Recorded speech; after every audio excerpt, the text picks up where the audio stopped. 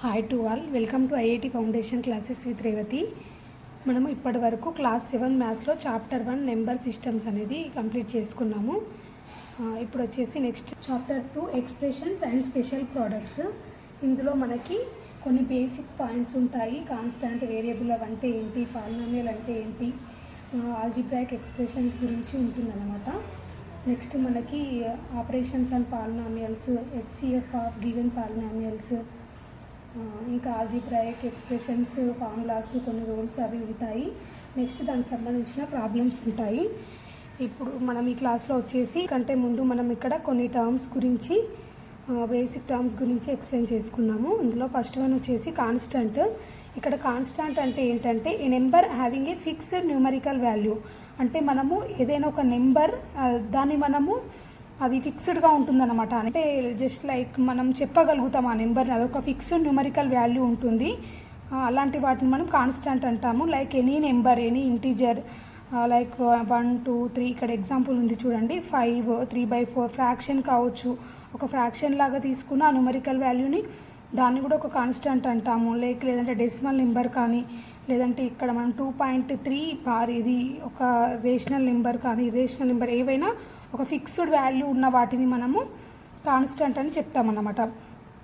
ఇక్కడ next term వచ్చేసి variable. Variable అంటే ఏంటంటే a number which can take various numerical values. అంటే మనం ఇంతకుముందు కాన్స్టెంట్ అంటే ఏంటి, అది ఒక ఫిక్స్డ్ న్యూమరికల్ వాల్యూని తీసుకుంటుంది ఆ నెంబర్ అనేది.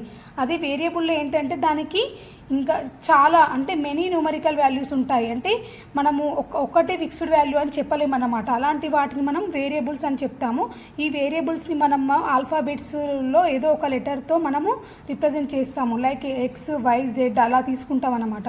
కొన్ని ఏదైనా మనము ఆల్ఫాబెట్స్లో కొన్ని లెటర్స్ తోటి రిప్రజెంట్ చేస్తామన్నమాట వేరియబుల్స్ అంటే.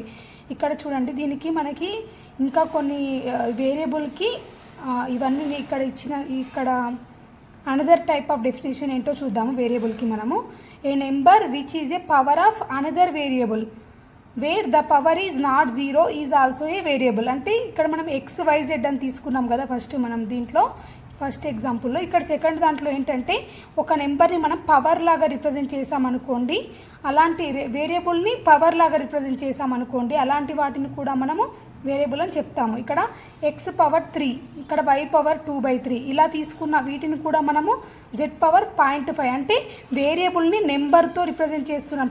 పవర్లో మనకి న్యూమరికల్ వాల్యూ తీసుకొని రిప్రజెంట్ చేసినా కూడా అలాంటి వాటిని మనం వేరియబుల్స్ అని అంటాము. నెక్స్ట్ ఇక్కడ ఇంకొక డెఫినేషన్ ఉంది చూడండి, a number which is the product of a constant and a variable. అంటే మనము ఒక నెంబర్ని ప్రోడక్ట్గా తీసుకున్నాం అనుకోండి, ఒక కాన్స్టెంట్ అండ్ వేరియబుల్ రెండు కలిపి ప్రోడక్ట్గా తీసుకున్నా అలాంటి దాన్ని కూడా మనం వేరియబుల్ అని అంటాము. ఇక్కడ ఎగ్జాంపుల్ చూడండి, 5x⁻6. ఇక్కడ 5 అనేది ఏమో కాన్స్టెంట్, x⁻6 అనేది ఏంటి, వేరియబుల్. సో ఈ రెండింటిని కలిపి ప్రోడక్ట్గా తీసుకున్న వాటిని కూడా మనం వేరియబుల్స్ అని అంటామన్నమాట. అదేవిధంగా 6x² -3x ఇవి కూడా మనకి వేరియబుల్స్ అని అంటాము. Combination of 2 or more variables separated by a sign, plus sign or minus sign is also a variable. మనము ఏదైనా రెండు కాంబినేషన్స్ ఆఫ్ 2 వేరియబుల్స్ తీసుకొని వాటిని మనం ప్లస్తో కానీ మైనస్తో కానీ సపరేట్ చేసుకున్నాం అనుకోండి, అలాంటి వాటిని కూడా మనం వేరియబుల్స్ అని చెప్తామన్నమాట. ఇక్కడ చూడండి, మనకు టోటల్గా 4 డెఫినేషన్స్ ఉన్నాయి వేరియబుల్కి. ఫస్ట్ వన్ వచ్చేసి మనము ఏదైనా ఒక నెంబర్ని దానికి వేరియస్ న్యూమరికల్ వాల్యూస్ ఉన్నాయనుకోండి, అలాంటి వాటిని మనం వేరియబుల్ అని చెప్తాము. లైక్ XYZ అలా. సెకండ్ డెఫినేషన్ ఏంటంటే మనం పవర్ లాగా తీసుకుంటాం కదా కొన్ని వేరియబుల్స్ని, పవర్ లాగా రిప్రజెంట్ చేసే వాటిని కూడా మనం వేరియబుల్ అని చెప్తాము. Like X3, Y3, Z3, like Y², Y⁻2/3 అలాంటి వాటిని అన్నమాట. ఇంకొక డెఫినేషన్ ఏంటంటే మనం ఇక్కడ ప్రోడక్ట్ ఆఫ్ కాన్స్టెంట్ అండ్ వేరియబుల్గా తీసుకున్న వాటిని కూడా మనం వేరియబుల్ అని చెప్తాము. లైక్ 5x², 2x, 3x² అలాంటివి. నెక్స్ట్ ఇక్కడ ఫోర్త్ వన్ ఏంటంటే combination of 2 or more variables separated by a plus sign or minus sign. ఏవైనా 2-3 వేరియబుల్స్ మనకి ప్లస్ సైన్తో కానీ మైనస్ సైన్తో కానీ సపరేట్ చేస్తున్నాం అనుకోండి, అలా రాసిన వాటిని కూడా మనం వేరియబుల్స్ అని అంటామన్నమాట. ఆల్జీబ్రాయిక్ ఎక్స్ప్రెషన్ అంటే ఏంటో చూద్దాము. నేను యాక్చువల్గా ఈ టర్మ్స్ అన్ని మనం క్లాస్ 6 మ్యాథ్స్లో కూడా నేర్చుకున్నాము. బట్ ఇక్కడ మీకు కాన్సెప్ట్ ఇంకా డెప్త్లోకి వెళ్ళేకొద్దీ మీకు ఈ బేసిక్స్ తెలియాలనేసి నేను మళ్ళీ క్లాస్ 7 మ్యాథ్స్లో కూడా అన్నీ చెప్తున్నాను ఒకసారి. మీరు కావాలంటే నావి క్లాస్ 6 మ్యాథ్స్ క్లాసెస్లో చూడండి, చాప్టర్ 2 అందులో కూడా ఉంటాయి ఇవే. ఆ క్లాసెస్ కనుక మీకు నచ్చినట్లయితే ప్లీజ్ సబ్స్క్రైబ్ మై ఛానల్. ఇక్కడ ఆల్జీబ్రాయిక్ ఎక్స్ప్రెషన్ అంటే ఏంటంటే a combination of constant and variables connected by plus, minus, product, ఇంకా డివిజన్ ఈ సైన్స్ తోటి సపరేట్ అయిన వాటిని మనం ఆల్జీబ్రాయిక్ ఎక్స్ప్రెషన్ అంటాము. చూడండి ఇక్కడ మనము కాన్స్టాంట్ వేరియబుల్స్ రెండు కాంబినేషన్ తీసుకుంటాము. అవి దేంతో సపరేట్ అవుతాయి? ప్లస్తో కానీ, మైనస్తో కానీ, ఇంటూతో కానీ, డివిజన్ సింబల్తో, ఈ సైన్స్లో వేటితోనైనా కూడా సపరేట్ అవుతాయి అన్నమాట. అలాంటి ఎక్స్ప్రెషన్స్ని మనం ఆల్జీబ్రాయిక్ ఎక్స్ప్రెషన్స్ అంటాము. ఇక్కడ ఎగ్జాంపుల్ చూడండి, 3x² - 5. ఇక్కడ అబ్జర్వ్ చేయండి మీరు, 3x² అనేది ఒక వేరియబుల్, నెక్స్ట్ 5 అనేది కాన్స్టాంట్. చూడండి మనకి ఈ 3x² అనేది మనకి ఎలా ఉంది combination, constant and variable. So ఇదొక వేరియబుల్ అన్నమాట, ఇదొక వేరియబుల్. సో ఈ రెండు మధ్యలో మనకి మైనస్ తోటి సపరేట్ అవుతుంది. 3x² - 5 ఇదొక ఆల్జీబ్రాయిక్ ఎక్స్ప్రెషన్ అవుతుంది అనమాట.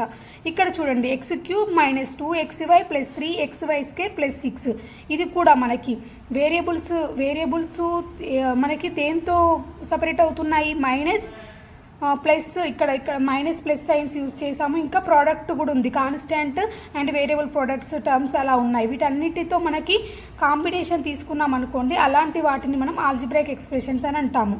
నెక్స్ట్ మనం ఇక్కడ టర్మ్ అంటే ఏంటో చూద్దాము. టర్మ్ అంటే ఏంటంటే ఇప్పుడు మనం ఇక్కడ 3x² - 5 అని తీసుకున్నాం కదా, ఇక్కడ మనము 3x² అని ఒక్కదాన్ని తీసుకున్నాం అనుకోండి, దీన్ని ఒక టర్మ్ అంటాము. 5 అని తీసుకున్నాం అనుకోండి, ఇక్కడ ఈ 5 అంటే 3x² - 5 అనే ఆల్జీబ్రాయిక్ ఎక్స్ప్రెషన్లో మనకి 2 టర్మ్స్ ఉన్నాయన్నమాట. ఇక్కడ ఈ ఎగ్జాంపుల్ చూడండి, x³ - 2xy + 3xy² + 6. ఇక్కడ ఒక్కొక్కటి ఒక్కొక్క టర్మ్ అన్నమాట. ఇదొక టర్మ్, ఇదొక టర్మ్, ఇదొక టర్మ్, ఇదొక టర్మ్. సో టోటల్ 4 టర్మ్స్ ఉన్నాయని చెప్తాము. అలా పార్ట్ ఆఫ్ ద ఆల్జీబ్రాయిక్ ఎక్స్ప్రెషన్ని మనము టర్మ్స్ అంటాము. చూడండి ఇక్కడ several parts of an algebraic expression separated by plus or minus signs are called terms of the expression. మనము ఆల్జీబ్రాయిక్ ఎక్స్ప్రెషన్లో సపరేట్ చేస్తాం కదా ప్లస్ మైనస్ సైన్స్ తోటి, ఆ పార్ట్స్ ఉంటాయి కదా, ఆ పార్ట్స్ని మనం టర్మ్స్ అని రిప్రజెంట్ చేస్తామన్నమాట. In the expression 3x - 4y + 7 అని ఇది ఒక ఆల్జీబ్రాయిక్ ఎక్స్ప్రెషన్ అనుకుంటే, దీంట్లో మనకి 3x అనేది ఒక టర్మ్, -4y అనేది ఒక టర్మ్, 7 అనేది ఒక టర్మ్. వీటన్నిటి టర్మ్స్ అని అంటామన్నమాట.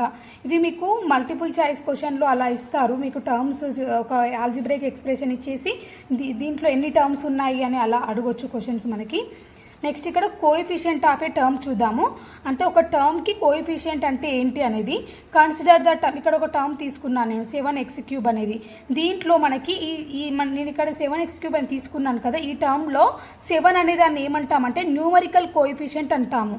న్యూమరికల్ కోఎఫిషియంట్ ఆఫ్ x³ అని చెప్తారన్నమాట. ఎందుకంటే ఇది x³ కోఎఫిషియంట్గా ఉంది కదా 7 అనేది. సో ఇక్కడ మనము దీన్ని న్యూమరికల్ కోఎఫిషియంట్ ఆఫ్ x³ అని చెప్తాము.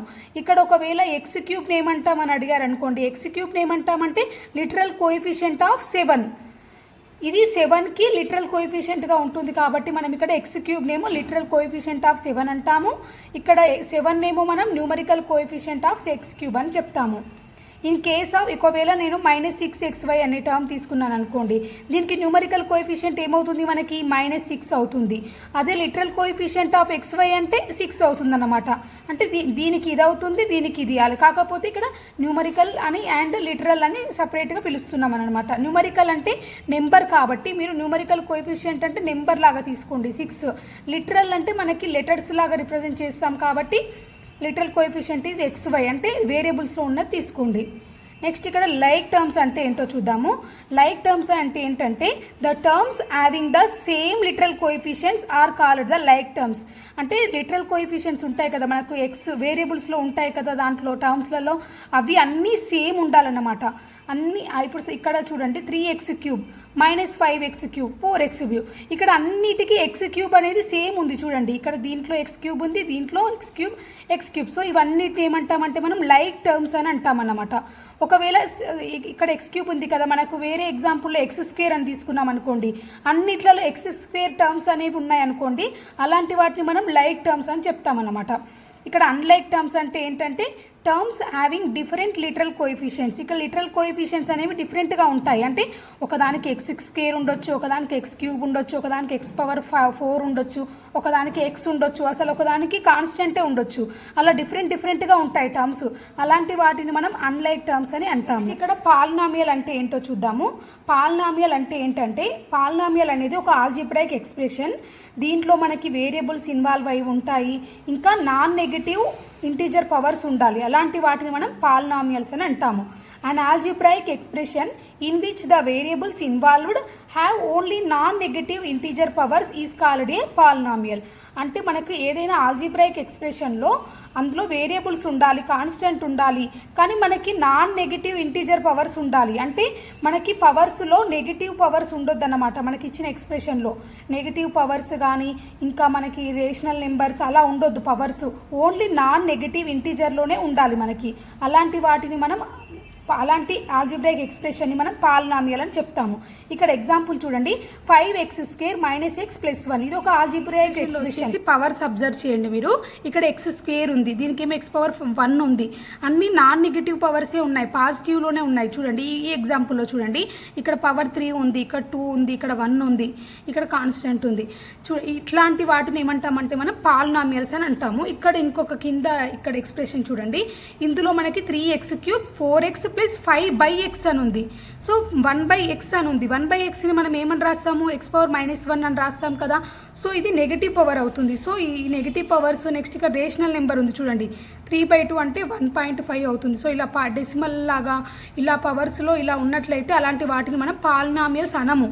ఏవైతే పాజిటివ్ నెంబర్స్ లాగా ఉంటాయో పవర్స్లో అలాంటి వాటిని మనం పాలినామియల్స్ అంటాము.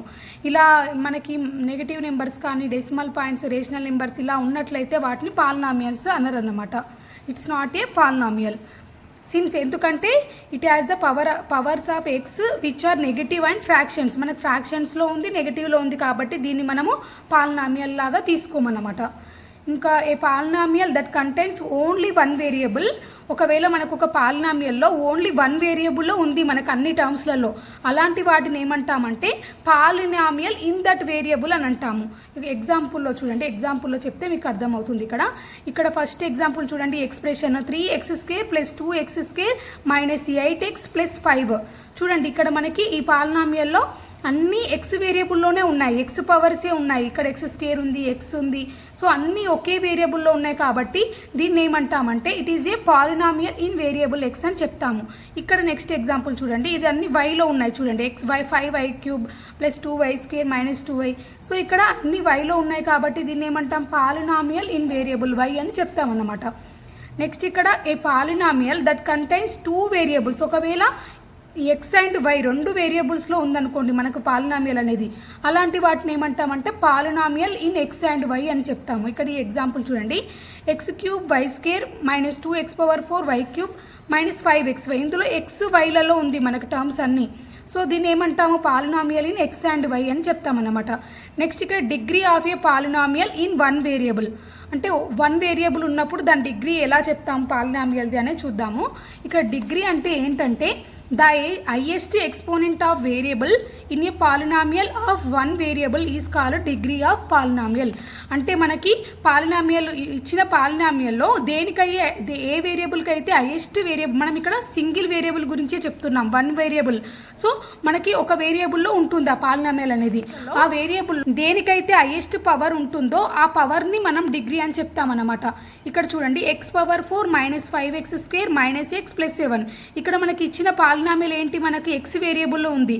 అయితే మనకి ఇక్కడ పవర్లో ఎంత పవర్ హైయెస్ట్ పవర్ ఏది ఉంటే దాన్ని మనం డిగ్రీ అని చెప్తామన్నమాట. ఇక్కడ చూడండి, x⁴ ఉంది ఫస్ట్ టర్మ్లో, దీంట్లో స్క్వేర్ ఉంది, ఇక్కడ 1 ఉంది. సో మనకు హైయెస్ట్ పవర్ దేంట్లో ఏముంది, మనకి 4 అనేది హైయెస్ట్ పవర్గా ఉంది వేరియబుల్కి. సో ఇక్కడ దీని డిగ్రీ వచ్చేసి 4 అని చెప్తామన్నమాట. ఇక్కడ నెక్స్ట్ ఎగ్జాంపుల్ చూడండి, 7x⁹ - 3x⁴ + x³ - x² - 5. ఇక్కడ x⁴ అని ఉంది. సో హైయెస్ట్ పవర్ ఏంటి, మనకి 9 కదా. సో ఇక్కడ దీనికి పాలినామియల్ ఆఫ్ డిగ్రీ 9 అని చెప్తామన్నమాట. బేసిక్ టర్మ్స్ గురించి ఎక్స్ప్లెయిన్ చేసుకున్నాం ఈ క్లాస్లో. మనం నెక్స్ట్ క్లాస్లో ఇంకా టైప్స్ ఆఫ్ పాలినామియల్స్ ఏంటి, next operations on a polynomial, ఇంకా కొన్ని టాపిక్స్ ఉన్నాయి, ఇంకా వాటి గురించి మనం నెక్స్ట్ క్లాస్లో తెలుసుకుందాము. Thank you very much.